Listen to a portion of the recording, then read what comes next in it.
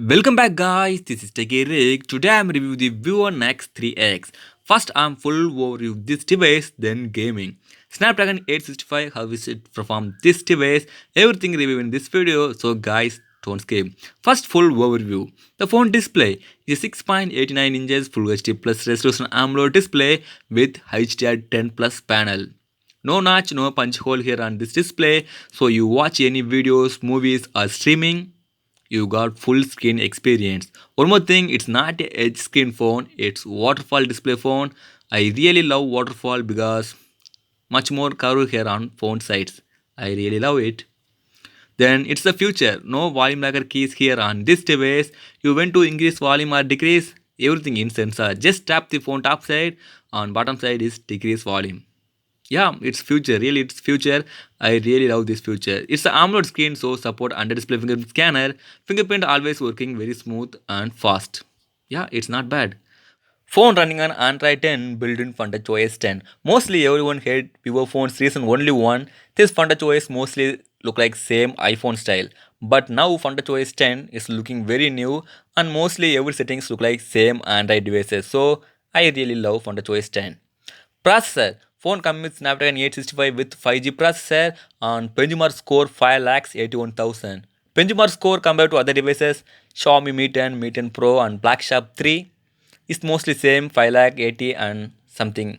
So it's good. Gaming wise, I am play a lot of the games on this device. I expected PUBG, Hotspot 9 and Honor of the King. I am play maximum level settings. It's run very smooth and fluid. Video end I am share some deep gaming review footages. Phone backside totally triple camera setup here. Main camera 64 megapixel Sony sensor, secondary 30 megapixel ultra wide and third one 30 megapixel 2x telephoto lens here. On the front facing is a 60 megapixel front facing camera here and it's dual selfie camera. This device normally takes 60 megapixel, you want to change 64 megapixel. Also super steady mode available on this device. It's only record full HD plus resolutions. This is the 30 megapixel ultra wide sample. Yeah, its ultra wide sample is looking good. Then this is the main camera 64 megapixel sample. It's also good. It's not bad. This is the 30 megapixel telephoto lens 5x digital zoom sample. Color quality is little bit changed. Otherwise quality is good. This is the 20x digital zoom sample. This device support up to 20x digital zoom. Quality is not best but not least. It's much better. What's your opinion? Please comment below. Overall, my experience, I'm used this device overall 20 to 24 hours only. My personal first impression, it's really cool. I really love this waterfall display and press sensor volume increase and decrease. Yeah, I really love it. And camera wise, I'm take some shots. Its quality, it's not bad overall. Much better. Okay, let's look the gaming. I'm play first PUBG. This device support HDR. Yeah, this device support HDR and ultra settings. Okay, let's play PUBG. Any lag or any issues I got, guys? Clearly you also watch. Let's look at the gaming. Overall, it's no struggle. It's very smoothly play. Yeah, it's good. Then once again, I play with maximum settings, maximum brightness, everything in maximum. It's very smooth, no lag. It's much good. Color.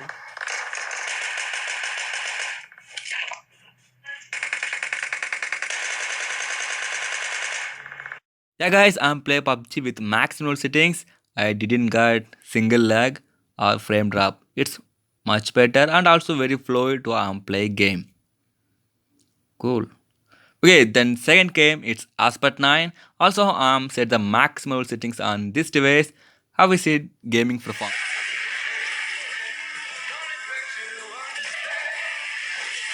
我过去撞他。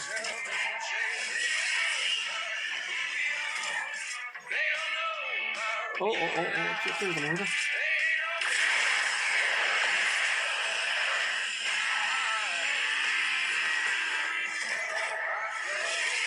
撞他！嗨嘿！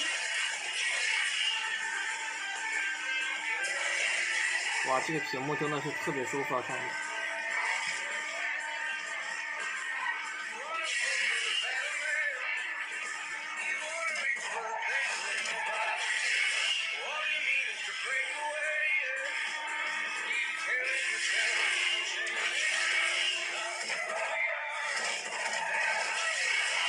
Also, gaming wise is very smooth and very fluid. Every game support maximal settings. Overall, first impression wise, it's really good device.